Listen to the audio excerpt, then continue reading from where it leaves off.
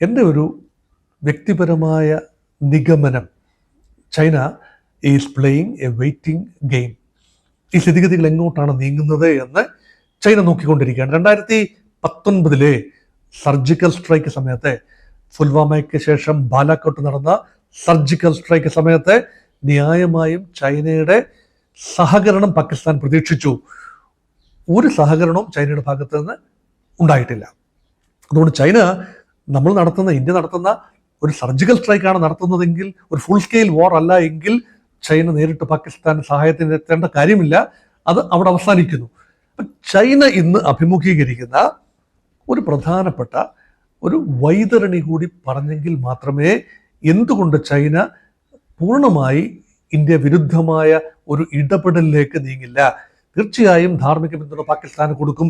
എക്കാലത്തും അങ്ങനെയാണ്. പലരും തമാശയ്ക്ക് പറയാറുണ്ട്, ഈ അമേരിക്കയ്ക്ക് ഇസ്രായേൽ എങ്ങനെയാണോ അതുപോലെയാണ് ചൈനയ്ക്ക് പാകിസ്ഥാൻ.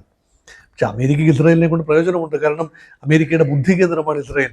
അമേരിക്കയുടെ ഫൈനാൻഷ്യൽ ഇൻസ്ട്രുമെന്റ്സ് അല്ലെങ്കിൽ ഫൈനാൻഷ്യൽ ബിസിനസിൻ്റെയൊക്കെ മുഴുവൻ നിയന്ത്രണം ഒരു പരിധിവരെ ഇസ്രായേലിൻ്റെ കൂടിയാണ്. അമേരിക്കയുടെ ബ്രെയിൻ എന്ന് പറയുന്ന പല കണ്ടുപിടുത്തങ്ങളുടെ പിന്നിൽ ഇസ്രായേലാണ്. പക്ഷെ പാകിസ്ഥാന് എന്ത് സഹായം ചെയ്യാൻ സാധിക്കും? ചൈനീസ് ഇക്കോണമിയെ സഹായിക്കാൻ സാധിക്കുമോ? ചൈനീസ് വ്യവസായത്തെ സഹായിക്കാൻ സാധിക്കുമോ? ചൈനീസ് ചിന്താസരണികളെ സ്വാധീനിക്കാൻ സാധിക്കുമോ? ഒന്നുമില്ല. മറിച്ച് ഇന്ത്യയെ ചെയ്യാൻ കണ്ടെയ്ൻമെന്റ് ഓഫ് ഇന്ത്യ അല്ലെങ്കിൽ ദക്ഷിണ സമുദ്രങ്ങളിൽ ഇന്ത്യയുടെ മേധാവിത്വം തടയുന്നതിന് വേണ്ടി തന്ത്രപരമായ ഒരു നീക്കം എന്ന നിലയിൽ മാത്രം ചൈന പാകിസ്ഥാനെ ഉപയോഗിക്കുന്നു. ഇനി എത്രത്തോളമാണ് പാകിസ്ഥാൻ ചൈനയ്ക്ക് ഒരു ബാധ്യതയാകുന്നത് എന്നുകൂടി നോക്കാതെ ചൈന ഇടപെടില്ല എന്ന് ഞാൻ പറയുന്നതിന് സ്ഥിരീകരണം ഉണ്ടാവില്ല. ഇടപെടില്ല എന്നൊന്നുമല്ല ഞാൻ പറയുന്നത്, ആക്റ്റീവ് ഇടപെടൽ ഉണ്ടാക്കാനുള്ള സാധ്യത കുറവാണ്. അങ്ങനെ വന്നാൽ ഒരു all out war in southern Asia, അത് തീർച്ചയായും അത് ഒഴിവാക്കേണ്ട ഒന്നാണ്. പല കാരണങ്ങളാണ്. ഒന്ന്, ചൈനയുടെ ഒരു അഫ്ഗാൻ പോളിസിയുണ്ട്. അഫ്ഗാനിസ്ഥാനിലേക്കുള്ള ഒരു നോട്ടം, അത് റിസോഴ്സസിന് വേണ്ടിയും സ്റ്റെബിലൈസേഷന് വേണ്ടിയും ഉള്ള നോക്കാം. അത് പാകിസ്ഥാനിലൂടെയാണ്. അപ്പം ചൈനയ്ക്ക് പാകിസ്ഥാൻ ആവശ്യമുണ്ട് അഫ്ഗാൻ കാര്യങ്ങൾ നിയന്ത്രിച്ച് കൊണ്ടുപോകുന്നതിന്. രണ്ട്, ചൈനയുടെ ഗ്വാദാർ തുറമുഖം പാകിസ്ഥാന് വലിയ സഹായം ചെയ്തുകൊണ്ട് ചൈന വികസിപ്പിച്ചെടുക്കുന്ന തുറമുഖമാണ് ഗ്വാദാർ.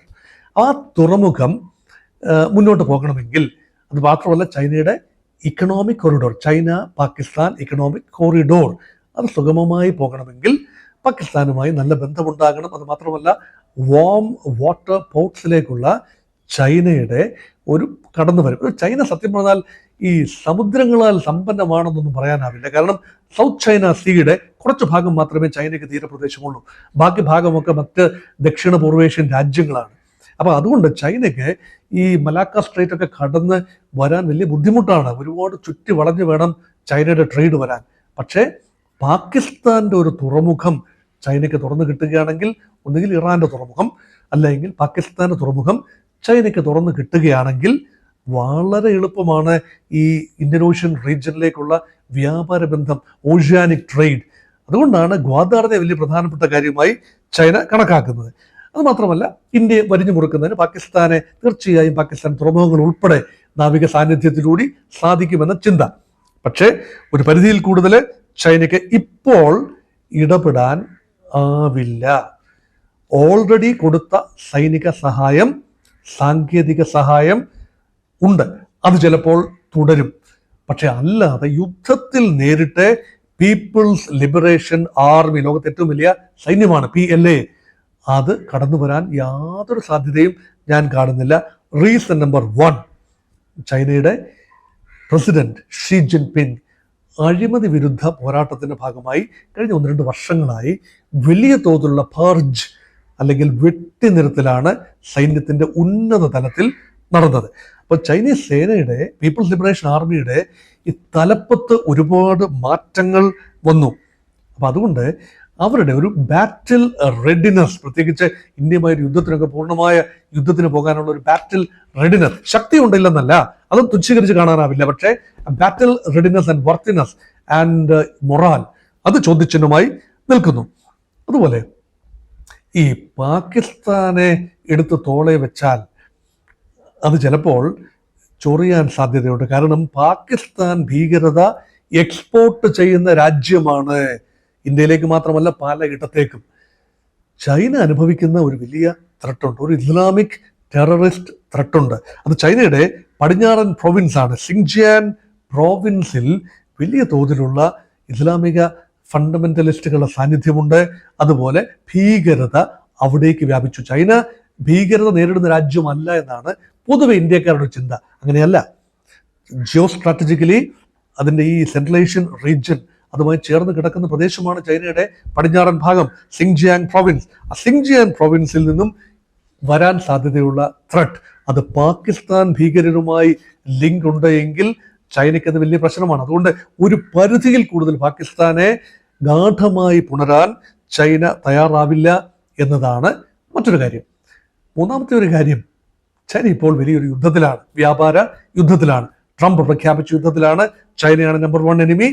അങ്ങനെ ചൈന യുദ്ധത്തിനിടയിൽ, വ്യാപാര യുദ്ധത്തിൽ നിൽക്കുമ്പോൾ മറ്റൊരു ഭൗതിക യുദ്ധത്തിലേക്ക് പ്രവേശിക്കുന്നത് ബുദ്ധിമോശമായിരിക്കും.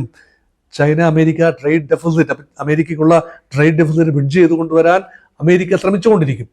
അപ്പൊ അവിടെ അമേരിക്കയിലേക്കുള്ള കയറ്റുമതി നിലയ്ക്കുമ്പോൾ ഇന്ത്യയുടെ മധ്യവർഗം ചൈനീസ് ഉൽപ്പന്നങ്ങൾ വാങ്ങാൻ കുറെയെങ്കിലും സന്നദ്ധമാകും. അതുകൊണ്ട് ഇന്ത്യയുടെ ജനങ്ങളെ പൂർണ്ണമായും ചൈനയെ വെറുപ്പിക്കുന്ന ഒരു നിലപാടിലേക്ക് നീങ്ങാൻ ചൈനയുടെ വ്യവസായ അന്തരീക്ഷം അനുവദിക്കില്ല.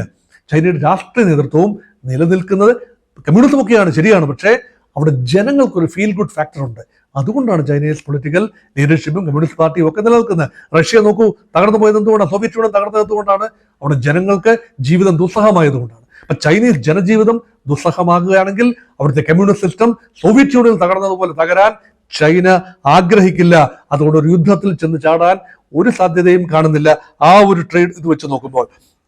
അതുകൊണ്ട് ഇന്ത്യ മാറ്റേഴ്സ് മോർ ഇക്കണോമിക്കലി എന്ന ചൈനയുടെ ഒരു ചിന്ത. അതുകൊണ്ട് 2020 തുടങ്ങിയ ഒരു അതിർത്തി ഗൽവാൻ മുതലായ സംഘർഷം, ലഡാക്കിൽ തുടങ്ങിയ സംഘർഷം കഴിഞ്ഞ വർഷം 2024 ഏതാണ്ട് രമ്യമായി പരിഹരിച്ചതുകൊണ്ട് ഒരിക്കൽ കൂടി പഴയ മുറിവുകൾ റീഓപ്പൺ ചെയ്യാൻ ചൈന തയ്യാറാകുമോ എന്നതൊരു ചോദ്യചിഹ്നമാണ്. അത് മാത്രമല്ല, ചൈനയുടെ ഏറ്റവും വലിയ ശ്രദ്ധ അവിടെ ഒന്നുമല്ല പാകിസ്ഥാൻ അഫ്പാക് മേഖലയോ ഇന്ത്യ ഒന്നുമല്ല, തായ്വാനെ എങ്ങനെയും ചൈനയുടെ കയ്യിലാക്കുക.